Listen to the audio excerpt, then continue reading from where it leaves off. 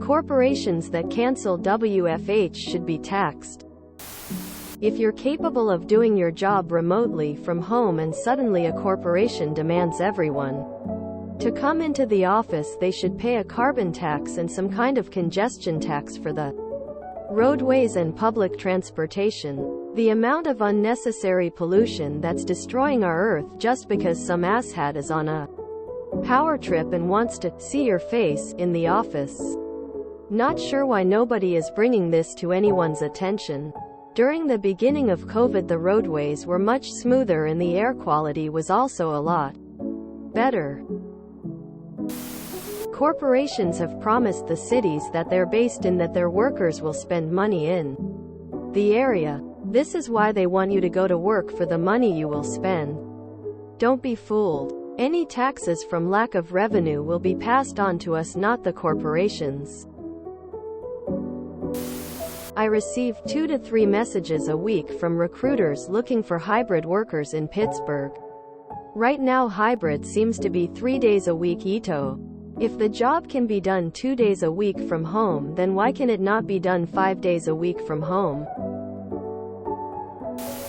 So glad I'm not the only one noticing this. Emission levels when everyone was WFH dropped by a record amount. However, was unsustainable after a 6% increase in 2021 per IEA. See here. https www.iea.org/news/globalco2 emissions rebounded to their highest level in history in 2021. We could take those useless office buildings and turn that into actual affordable living space. Clear congestion off roadways. Get back years of our lives lost driving. But nah, you gotta come to work, and oh, by the way, you need to buy an electric car to be eco-friendly. Just ignore our mega yachts off the coast belching out more emissions than entire countries though. On the FAQ page for the return to office mandate for the company where I work, one of the questions was, aren't you concerned about the environmental impacts associated with requiring more employees to commute? Their answer: please consider carpooling, biking, or using public transportation, putting the blame and the responsibility back on the workers. Those same workers that have been doing their jobs from home just fine for over 3 years. And the big kicker for me is the business is located in one of the most expensive areas in the state. Houses close by are worth $1 million. Apartments near there are all around $1,800 per month. And on the pay they give us, we can't afford to live that close. Ride a bike. Yeah, right. I'll just casually ride my bike 30 miles there and 30 miles back every day. Carpool? Who is going to happen to have the same exact hours as me and live anywhere near where I do? And don't get me started on public transit. A 45-minute drive becomes a 2-hour train ride. Plus it's very expensive. This. And conversely, if they submit documentation that 80% of their workforce is WFH, then they should get a tax break by the EPA. Also, if they shut down X% of their buildings too, they should also pay for your commute back, forth, and provide breakfast. Corporations that cancel WFH should be taxed, not be worked for. FTFY.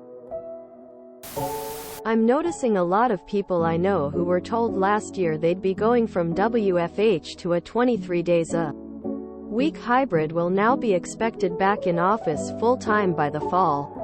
Many of these corporations want to forget that COVID and working from home ever happened. Meanwhile, there's like 1 million applicants now for every one remote job, so good luck ever finding one of those. I had an amazing discussion with my boss yesterday. We were talking about needed repairs to the building we work in and whether the investment in this 70-year-old building was worth the effort. Her take was basically, we need fewer permanent workplaces, and they should only be used when it's necessary to fulfill our work duties. The workplace should be a tool, not a crutch. We have proven over the past 3 years that where we do most of our work is much less important than how we do our work. If remote work from COVID was a test, we passed. Granted, not everyone can work remotely, but a lot more can than are currently. And remote work done by responsible adults benefits all involved. Very refreshing, to say the least. I think they should have to pay people for their commutes. Maybe that would make Core think twice about making people come into the office. And many corporations claiming they care about the environment while forcing millions of cars on the roads for no reason. Total greenwashing. I'm so angry.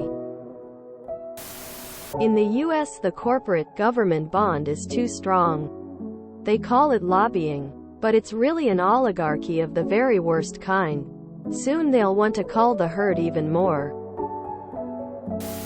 Emission tax for this is a great idea. How about corporations should be taxed? Period?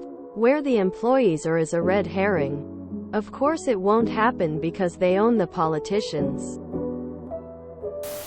Every self-checkout machine should be taxed: unemployment, social security, etc. That's what we really need to be doing.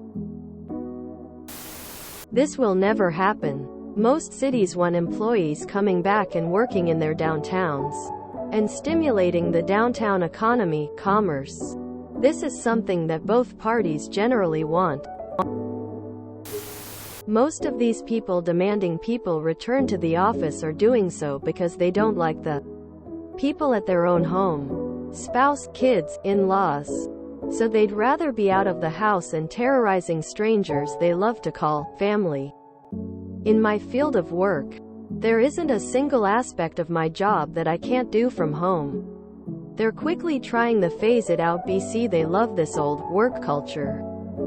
I personally don't want to have to interact with nosy Nancy who starts Karening for entertainment, but can't handle the reverse Uno. Senior citizen Susan who's computer challenged. An inappropriate Bob who should have been thrown out with the bath water YRS ago. I just want to light my stress-free candles and work peacefully. Forcing employees to commute into the office more than twice a week should require paying $100 per employee per day. Fine money should be directly applied to public transportation, solar developments, painting every roof white, or creating a rooftop garden, tree and green space development, all things that mitigate effects of climate change. Make businesses pay for environmental damage created by forcing everyone back more than twice a week. Page S. I noted 2x a week because it is pretty reasonable and businesses can't use the "but we need" in-office days for culture argument. Back when most companies were at 2x a week, mid-2021, traffic was still very light. It wasn't until 34x a week was implemented that the commute returned to nightmare levels. Ironically, I have a conference this afternoon called "Why Remote Work Doesn't Protect from Stress." Well, of course it doesn't. I'm still stressed because work equals stress, no matter if done remotely or not. However, I guarantee I'll be less stressed if I have +1h of sleep and without worrying about commuting to the office every day. Update. Someone asked the person who gave the conference if the studies she had shown had taken into account the fact that we have a better sleep schedule when working at home. She answered with sarcasm, "Well, you just need to go to sleep earlier." As a result, me who wasn't stressed at work today, became heavily stressed and ended my day earlier. Emo. That's both simplistic, at a high level, and overly complicated, at a how that would actually work level. Just change it so that you legally must get paid when you leave your house, instead of when you arrive at work. The commute is not your time. It's the company's time. They should have to pay you for it. This provides a financial incentive for companies to mitigate commute lengths for their employees. which is the same as incentivizing WFH. No weird tax calculations required. If you enjoyed this video, please check out our playlists full of similar content. Epic Eracast is like doom scrolling for your ears. Please like, share, and subscribe.